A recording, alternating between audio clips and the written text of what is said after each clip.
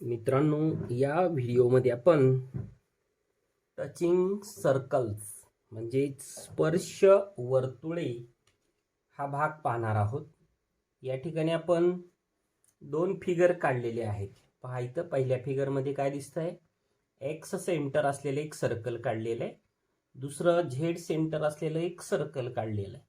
आता हे दोन्ही पॉइंट सर्कलचा विचार केला तर हे एकमेकांना वाय या पॉइंटमध्ये टच केलेले आहेत, म्हणजे स्पर्श केलेले आहेत. आता पहा, इथं आपण यल रेषा काढलेली, कुठून? ते वाय पॉइंट मधनं काढलेली आहे.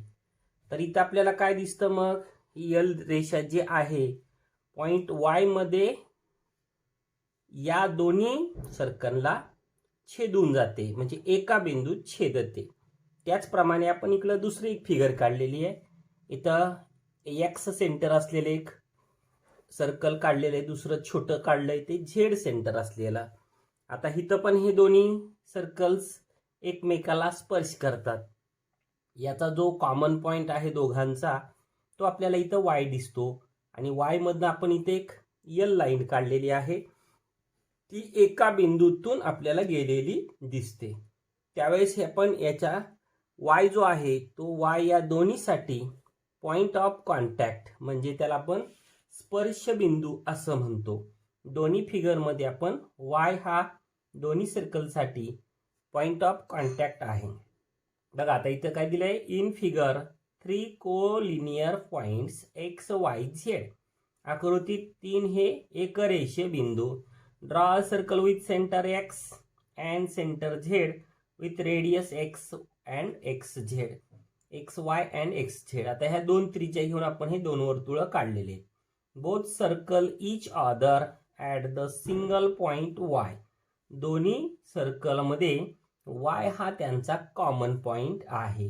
Draw a line through point Y and perpendicular to segment X Z and segment X Y. बघा, आपण ह्या वाय पॉइंट मधने रेषा यल ही परपेंडिक्युलर काढलेला आहे. तसंच इथं एक्स वाय हा जो रेषाखंड आहे याला आपण रेषा यल ही या ठिकाणी परपेंडिक्युलर काढलेला आहे. मग आता इथं लिहिलंय that is a line is common tangent of to circles. म्हणजे पहा, या दोघांचा जो सेंटर आहे या सेंटरला जोडणारा जो रेषाखंड आहे आणि हा त्यांचा जो पॉइंट ऑफ कॉन्टॅक्ट आहे, या बिंदूतून जाणारी जर आपण परपेंडिक्युलर लाईन काढली तर ही लाईन या दोन्हीसाठी कॉमन टँजंट असते. आपण इथं पण तसंच केलेलं आहे. इथं ही लाईन यल काढलेली आहे, ती एक्स वाय याला परपेंडिक्युलर आहे. वाय हा त्यांचा कॉमन कॉन्टॅक्ट पॉइंट आहे. त्याच्यात ही रेषा जर परपेंडिक्युलर काढली तर वाय ही या दोन्ही सर्कलसाठी कॉमन टँजंट तयार होते. If two circles in the same plane intersect with a line in the plane in only one point, there are said to be touching circles and the line is their common tangent. म्हणजे एकाच प्रतलात दोन वर्तुळ काढली आणि ती दोन्ही एकमेकांना एक आणि एकच बिंदूत स्पर्श करत असतील तर अशा वेळेस त्या रेषेला त्या दोन वर्तुळांची स्पर्शिका असं म्हणतात, आणि ती स्पर्शिका त्या दोन्ही वर्तुळाची सामायिक स्पर्शिका असते असं या ठिकाणी म्हटलं जातं. The point common to the circle and the line is called their common point of contact. आणि जो स्पर्श बिंदू दोन्हीसाठी कॉमन त्याला कॉमन पॉइंट ऑफ कॉन्टॅक्ट म्हणजे सामायिक स्पर्श बिंदू असं या ठिकाणी म्हटलं जातं. आता परत आपण इथे नंबर 1 नंबर 2 अशा दोन फिगर काढलेले आहे. बघा, त्या आर सेंटर असले आर टी रेडियस घेतली, एक सर्कल काढलंय, दुसरं टी एस रेडियस घेऊन दुसरं सर्कल काढलंय. आता हे दोन्ही सर्कल इथं टी या ठिकाणी स्पर्श झालेले आहेत, म्हणजे टी हा त्यांचा कॉमन पॉइंट ऑफ कॉन्टॅक्ट आहे. आणि आपण इथं लाईन यल ही या ठिकाणी परपेंडिक्युलर काढलेली आहे, तर ती त्या दोघांसाठी काय झाली? कॉमन टँजंट या ठिकाणी तयार होते. दुसऱ्या ठिकाणी पहा, आता या ठिकाणीच आपण पाहिलं 1 नंबरमध्ये हे दोन्ही वर्तुळ एकमेकांना बाहेरून स्पर्श करतात. आता इथं पहा, म्हणजेच हे एक्सटर्नली टचेस आहेत.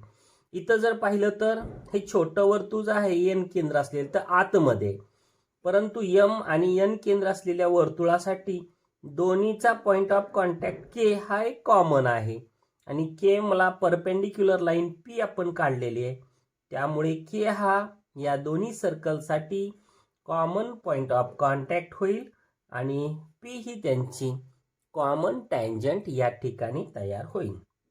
इथं पहा लिहिले आपण in figure 1 the circle with centre R and S touch the line L in point T. या पॉइंट टी मध्ये टच केलेला आहे. So there are two touching circles with L as common tangent. L ही त्या दोघांची common स्पर्शिका आहे. They are touching externally. ते दोन्ही परस्परांना बाहेरून स्पर्श करतात, म्हणजेच एक्सटर्नली टच करतात. तसंच आता आपण दुसऱ्या फिगरमध्ये पाहिलं तर तिथं काय येतं, in figure 2 the circles with centre M and N touch each other internally. आता हे दोन्ही वर्तुळ काय होतात, आतून स्पर्श करतात. And line P is their common tangent. आणि लाईन ही त्यांची सामायिक स्पर्शिका आहे. आता डिस्टन्स बिटवीन टू सेंटर्स या आकृतीमध्ये जर आपल्याला डिस्टन्स काढायचे असतील तर आपण आकृतीत पाहूया. या ठिकाणी दोन्ही सेंटर मधलं अंतर काढायचं आहे, तर त्याच्यासाठी आपण इथं पाहायचं काय तर डिस्टन्स आर एस. दोन बाह्यस्पर्शी जर वर्तुळ असतील तर त्या दोन्ही केंद्रातलं अंतर काढायचं असेल तर ह्या ज्या रेडियस आर टी आणि टी एस आहे यांची बेरीज करावी लागते. म्हणजेच फिगर 1 मध्ये काय येतं, distance R S equal to distance R T plus distance T S. आणि दुसऱ्यामध्ये काय आहे, एम एन मधलं अंतर काढायचं. हे एम आणि एन केंद्र आहे, त्यावेळेस काय येईल, distance M N equal to distance M K minus distance N K. यानुसार आपल्याला अंतरस्पर्शी आणि बाह्यस्पर्शी वर्तुळाच्या केंद्रातील अंतर या प्रकारे काढता येतं. आता आपण त्याच्यानंतर स्पर्श वर्तुळाचे प्रमेय, थेरम ऑफ टचिंग सर्कल, हे या ठिकाणी आपल्याला पाहायचं आहे. आता हे प्रमेय काय आहे ते आपण या ठिकाणी पाहूया. काय पहा, if two circles touch each other. पहा, दोन सर्कल जर दिलेली दोन सर्कल एकमेकांना स्पर्श करत असतील, their point of contact lies on the line joining their center. आणि त्याच्यातला जो केंद्रबिंदू आहे, their point of contact lies on the line joining their center. म्हणजे पहा, दोन स्पर्श वर्तुळ आहेत आणि एकमेकांना स्पर्श करत असतील तर यांचा जो केंद्र जोडलेला असतो, या केंद्रा दिलेला जो पॉइंट आहे कोणता, टच पॉइंट, हा तो त्या केंद्रावर जोडणाऱ्या रेषेवर असतो. जसं आपण ए बी काढलं, आता सी हा पॉइंट ऑफ कॉन्टॅक्ट आहे. जर आपण ए बी जोडलं तर सी हा या ए बी रेषेवर येतो, असं आपल्याला या ठिकाणी दर्शवायचं आहे. आता गिवन दिलंय, C is the point of contact on the two circles with centre A and B. तर सी हा पॉइंट ऑफ कॉन्टॅक्ट आहे या ठिकाणी आणि त्यांचं जे सर्कल आहे ते सर्कल ए आणि बी सर्कल असलेले हे दोन सर्कल्स आपण, ए आणि बी सेंटर असलेले हे दोन सर्कल आपण या ठिकाणी काढले. दाखवायचे काय, point C lies on the line A B. जर हे दोन सेंटर जोडले तर येणारा जो कॉन्टॅक्ट पॉइंट आहे तो या रेषेवर असतो, असं आपल्याला दाखवायचं आहे. आता आपण इथे घेऊया प्रूफ.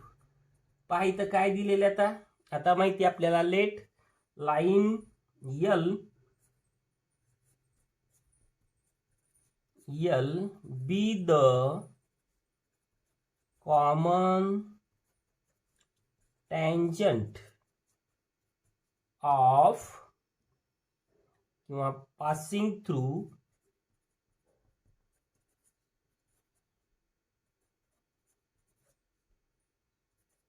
Point C. आता ही कॉमन टँजंट आहे आणि ती कुठून जाते, सी बिंदूतून जाते. Of the two touching circles.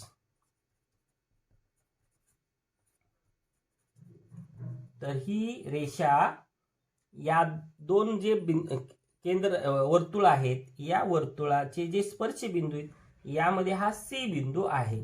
म्हणजे तिथं काय सांगता येतं मग आपल्याला, therefore line L perpendicular segment A C. आपल्याला हे पहिलं सांगता येतं की लाईन एल ही ए सी या सिगमेंटला परपेंडिक्युलर आहे. And line L perpendicular segment B C. तसंच लाईन एल ही सुद्धा बी सी ला परपेंडिक्युलर आहे. देअरफॉर याच्या उलट आपण काय सांगू शकतो मग, therefore segment A C perpendicular line L and segment B C perpendicular line L. म्हणजे तिथं ए सी हा सिगमेंट लाईन एल ला परपेंडिक्युलर आहे, त्याप्रमाणेच बी सी हा सुद्धा सिगमेंट आहे, हा लाईन एल ला परपेंडिक्युलर आहे. बघा आता इथं आपल्याला काय पाहता येतं की हे जी लाईन एल आहे ही एकच लाईन आहे आणि ए सी आणि बी सी हे त्याला परपेंडिक्युलर आहे. मग आता सी इथं काय आहे, या दोन्हीसाठी कॉमन पॉइंट येतो. म्हणजे एकाच बिंदूत या दोन काय परपेंडिक्युलर आहे असं म्हणू शकतो. म्हणजे लाईन एल सी बिंदूत परपेंडिक्युलर आहे. इथं सुद्धा काय सांगतं, लाईन एल ही सुद्धा सी बिंदूत परपेंडिक्युलर आहे. मग इथं लिहूया, through point C only one line perpendicular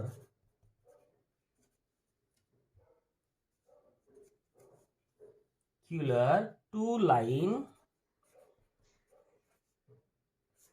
L can be draw. म्हणजे इथं काय, इथं जी लाईन एल आहे ती एकमेव सी बिंदूत ही परपेंडिक्युलर आहे. Therefore points C A B are collinear. म्हणजेच हे तीनही पॉइंट एकरेषी आहेत. आता फिगर मध्ये बघू शकतो आपण.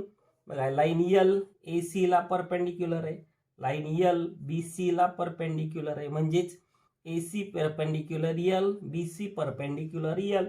म्हणजे सी मध्येच हे दोन्ही परपेंडिक्युलर आहे.